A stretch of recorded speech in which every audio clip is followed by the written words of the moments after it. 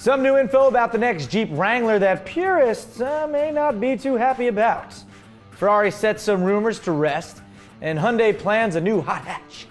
Plus information about Bugatti owners that will make you want to punch them in the face. And of course, we have everyone's favorite Tuesday segment. What is it, Max?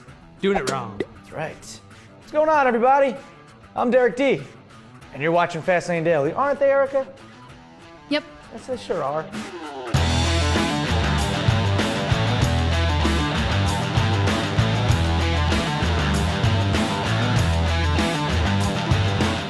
Hey, just a reminder for those of you out there with Roku boxes, FastLane Daily is on Roku, so you can watch us there too. Nice. So many options to watch FastLane Daily. Just search FastLane Daily on Roku, and there we are. Erica has one.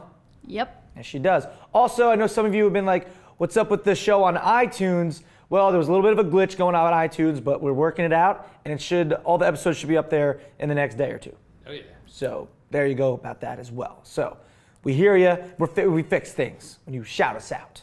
All right? All right, moving on. What episode number is this, Tom? 1962. That's right. And in the year 1962, the Apollo sports car was created by International Motor Cars, built right here in the United States. Oakland, California, to be exact. Oaktown. That's right. Red Bada Beach. Is that by beach? Bay Area-ish. Right by the bay. With very similar styling to the European coupes of that time, the Apollo had handmade aluminum Italian bodywork and got power from a Buick V8. Only 42 were made before the money ran out in 1964. Isn't that always the issue? The cha-ching runs out. But that is your episode 1964 FLD fact. Oh, that's real nice. Yeah, it is. Ever want to know more about owners of Bugatti Veyrons? No, not really. But I'm going to tell you anyway. We all know those who can afford $1 million supercar are swimming in cash, if you will. But how much so? Well, Wolfgang Durheimer, CEO of Bugatti and Bentley, has revealed that the average Veyron owner, get this, has about 84 cars, 3 jets, and 1 yacht. Yeah, I'll say that again. Average. 3 jets? What the hell would you need with more than 1 jet? Why don't we pick up a jet for Vacation? No reason. Yeah. There's no reason. Like you don't need more than 1 jet. Yeah. It's 84 cars? Business jet, pleasure jet. It's the 3rd jet. Pleasure jet. I feel like That let's talk about that one a came out little wrong. more. Let's take that one back. Anyway, to compare, the average Bentley owner just has 8 cars. What a pauper. Right? Yeah. Tune in for more news that makes you feel poorer than you really are at the top of the hour. Wow. 84 cars. What's the average on Jet. CLA owners? 1 CLA, 1 dirt bike. Yeah. 1 set of skates. 1 set of skates, yeah. And a snowboard. Yeah. Hyundai has confirmed it's working on a sportier version of its i20 hatchback. It'll be known as the i20N. And we'll get a 1.6-liter turbo 4-cylinder from the Veloster Turbo. Only in the N, it will make at least 250 horsepower. Nice bump. Hyundai plans to use what it has learned from racing a tricked-out i20 and the WRC to re-engineer the chassis to handle more power. The N will be distinguished by more aggressive bodywork, better brakes, a stiffer suspension, and of course, the power. There's going to be more of that. We could see it for the first time at the 2015 Frankfurt Motor Show. Are you even stoked, bro? Super stoked. Super stoked. Before leaving, Ferrari president Luca de Montezemolo, say that, Erica. Montezemolo. Oh, I wanted to say the whole name. He revealed some information about the Italian automaker's future. First off, unlike some recent rumors, Ferrari has no plans to build an SUV or 4-door model and will continue to focus on 2-door sports cars. Okay, no surprises there. There was also some talk about a Ferrari badge motorcycle in the works. Well, yeah, you could scratch that too.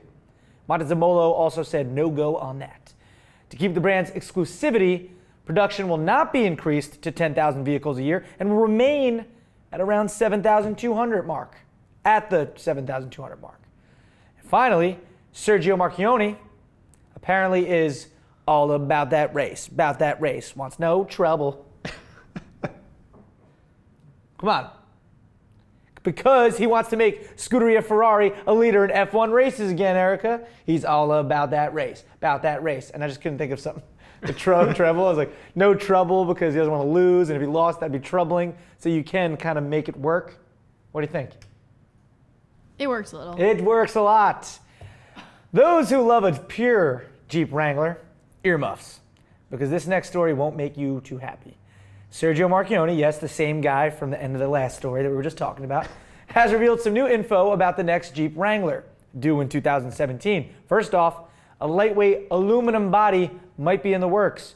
Okay, not bad so far, but if that happens, then the model can't be built in Toledo, Ohio. Yeah, that's where the assembly plant is, and they've always have been built there. I guess they aren't equipped for aluminum building or something. Interestingly, though, Sergio had promised in the past that the Wrangler would always be built in Toledo. Also, the new Wrangler could ditch its classic body-on-frame setup for a unibody. And finally, smaller engines. They're planned with turbocharged power to keep weight down. Holy Toledo indeed. So, for you Jeep folks, there it is. Yep. If you took your earmuffs, put your earmuffs on, you can take them off now. If you're not doing it right, then you're doing it wrong. And sometimes in life, you just have to say to yourself, is this a good idea? Right, Max? Yeah. Now, if the answer to that question is yes, then maybe go ahead and do it.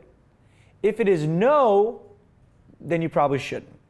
Now, if your train of thought is, well, it's definitely not a good idea, but I'll do it anyway. I'm a risk taker. Yeah. That's where you end up in a segment called Doing It Wrong right here on Fastlane Daily. Oh, yeah. Like wearing high heels while sitting on a motorcycle that's on the bed of a moving truck that doesn't have any sides on it that is making a turn. So let's see how this pans out if you don't know already.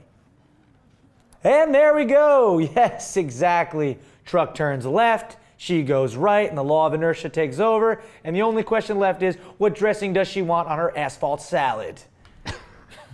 What dressing would you want? Health conscious. Yeah. Salad. She's gonna go balsamic. Yeah. Balsamic on that. Oh, yep, put some balsamic on that. Light Italian, It'll help maybe? with the scrapes. Maybe light Italian, sure. Oil and vinegar. There you go. There you go.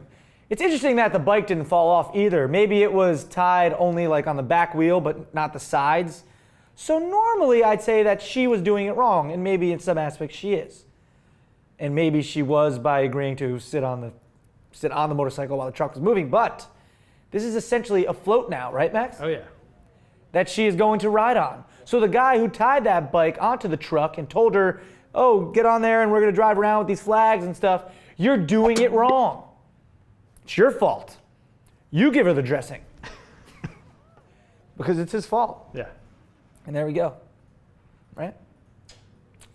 That link's in the description if you want to watch that again and again and again. It's kind of funny. She's okay. You can see her. She like gets up at the end. Maybe a couple scrapes, but she'll be all right. Our FLD question of the day is, Jeep fans, you mad, bro? Let us know using hashtag FLDQ of the D in regards to that last story about the Jeep. Yeah. You know, purists, they might be angry. So use hashtag FLDQ of the D, and of course send your own in to Max. You can do the honors today. Tips at FastLaneDaily.com, my man. Thanks, dude. That's going to do it for Fastlane Daily today, bro. I'm Derek D. Thanks for watching, and we will talk to you guys tomorrow. I humbly bow out of today's episode. I'm all about that race. Lewis Hamilton. You know I'm all about that race, at that race. Do it again, and let me take the end part. Take the end part. You know I'm all about that race, Pebble Beach. You know I'm all about that race. Checkered flag. That's good. You know I'm all about that race, First place. Nice. There it is. That's the one we were looking for. Drop the mic. Ow, we're living in the fast lane, baby.